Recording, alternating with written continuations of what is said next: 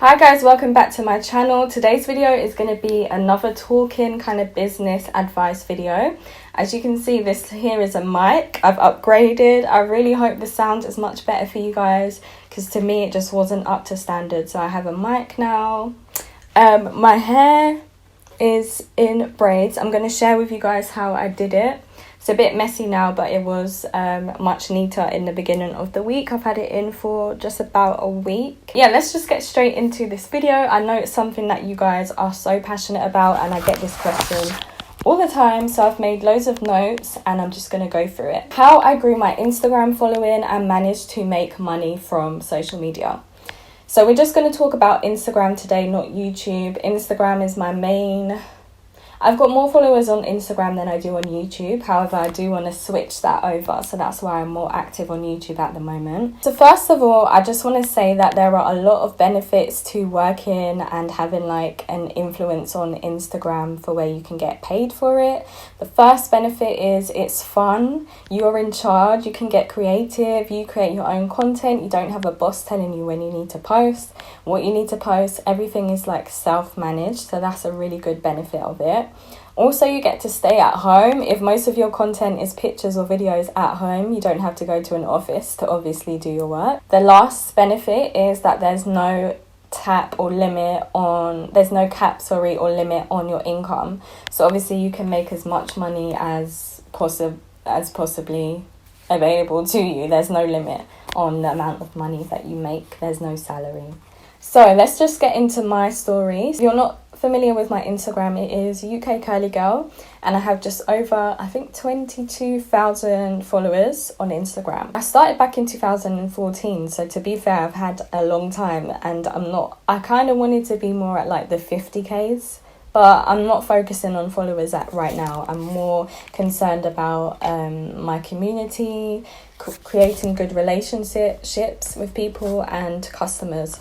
Also, guys, don't get caught up in the following because micro influencers are actually winning more than those with thousands and hundreds of thousands and millions of followers. So don't get caught up in the following. So the first thing that really got my followers up, first of all, I started off by posting grid pictures. I'll put some here. So grid pictures of like my hairstyles, what products I was using because I was transitioning at the time.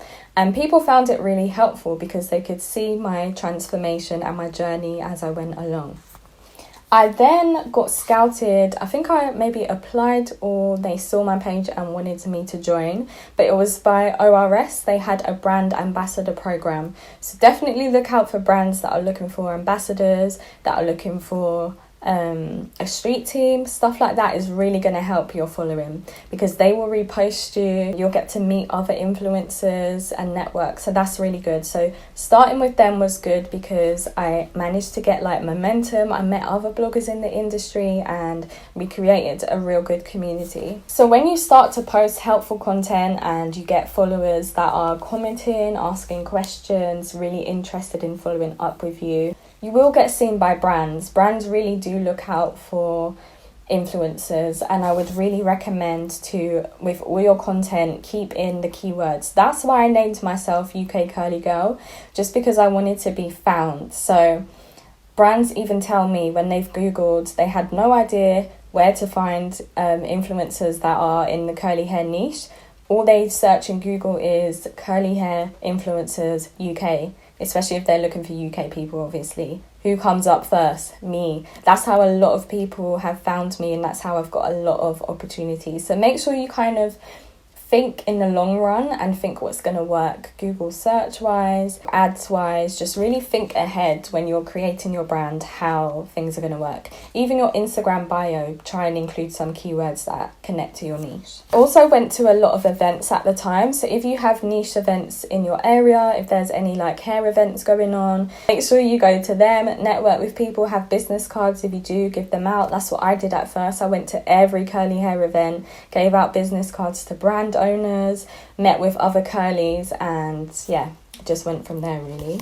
Also, you want to make sure that you're educating yourself. So I listen to a lot of podcasts that are around the influencer niche, YouTube advice, growing on Instagram advice, social media marketing advice, and I read a lot of books as well. The first book that I read that really inspired me to do blogging was How to Get Rich Blogging. I'll put them all down below in the description, but make sure that you are always self-educating yourself, because things change a lot in social media, so you want to make sure that you're on top of things. I managed to get seen by a lot of brands just by me talking about the brands on my page. They then found me, saw that I was tagging them, and then they wanted to work with me. So that's how I got a lot of my sponsored jobs, just from brands seeing that I actually use their products. So never go and just ask a brand for free products if you've never even used your products or have evidence that you like the product. Be very genuine. Here are the things that I would say to do if you want to grow your following and make money from Instagram. So number one is you want to make sure that you are creating helpful content.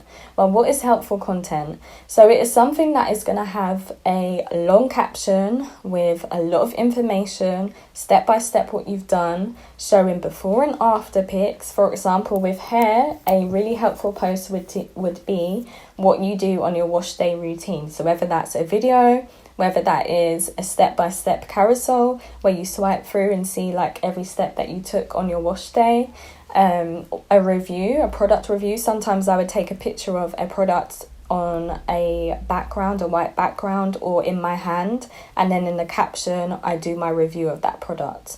Even if you're not getting paid, you just want to make sure that you are the go-to person to find out information within your niche. And that's kind of how I became the go-to person, because it was like, I'm transitioning, I need help with transitioning, I'm going to search for UK Curly Girl. And that's how the word gets out. Other people will say, oh, you're transitioning, I follow this girl, UK Curly Girl on Instagram, she's really good. The second point is create a community. So you want to make sure that you are replying back to comments. Do not leave your comments unreplied to.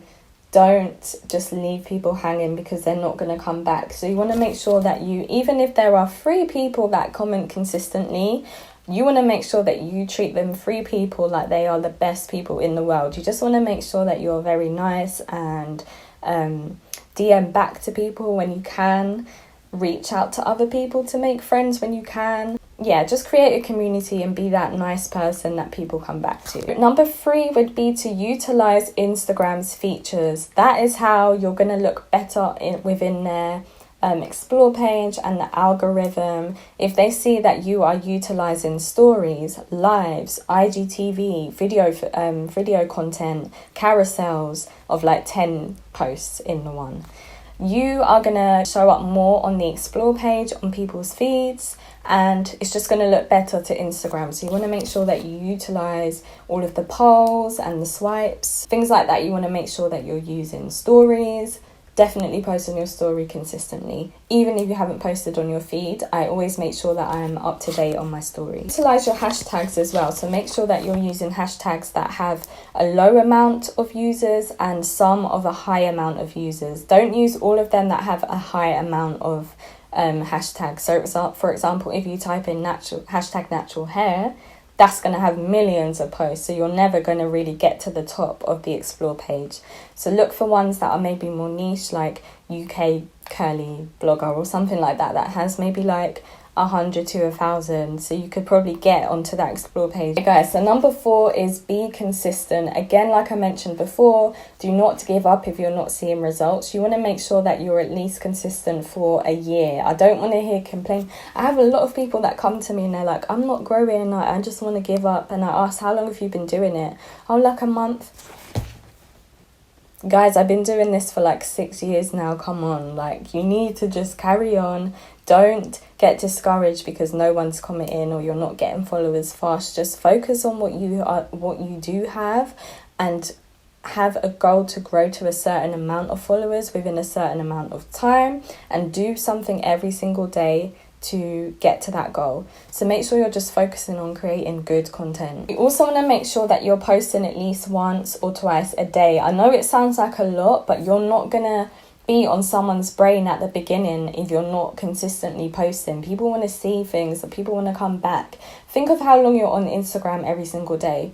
If you're not seen every single day or every other day, people will forget about you. I know it's crazy, but if you want to grow in the beginning, I would say post once to twice a day. Number 5 would be nice. The amount of people that are actually really rude and they get a bad reputation on Instagram is terrible.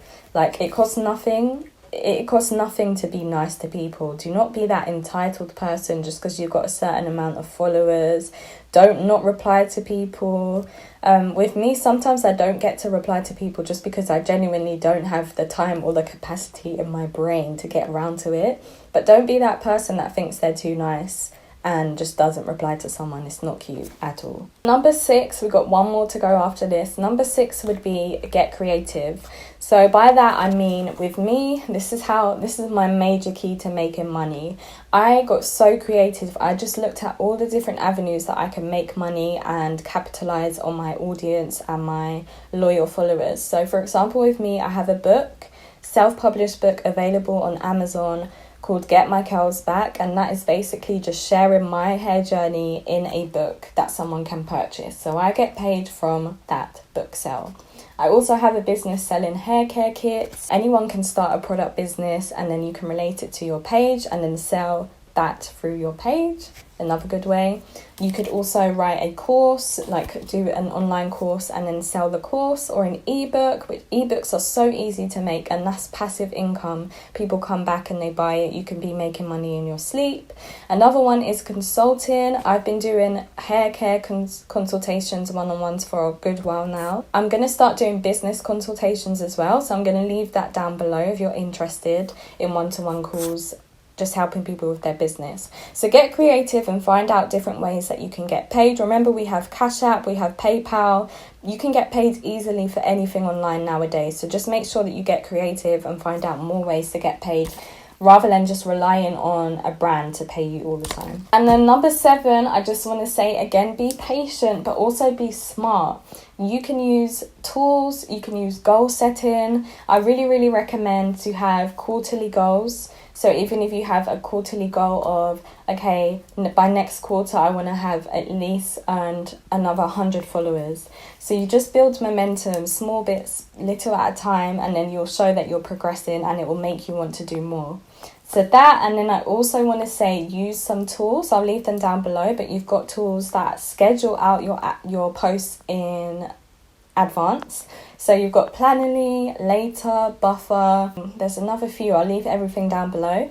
But work smart rather than work hard. So you could do your content all within a week and then just schedule it out for the month. That's giving you some extra time that you can use to film, to edit, to reply to comments, to grow your community, start a Facebook page, all of that stuff. So you want to make sure that you work smart too. So guys, I really hope that this answered some of your questions. I know I could have gone into major detail, but if you want more help, you can just request a one-on-one with me. Remember, Instagram isn't everything. Have a long-term goal in mind. Mine was to start a business and build an empire. So don't just feel like you're going to be Instagram famous for the rest of your life, because it's not going to work. Have a long-term plan. But I hope this video was interesting to you. Comment down below, let me know what you think, and if you have another video idea in mind, I'll try to get it done while we're in lockdown.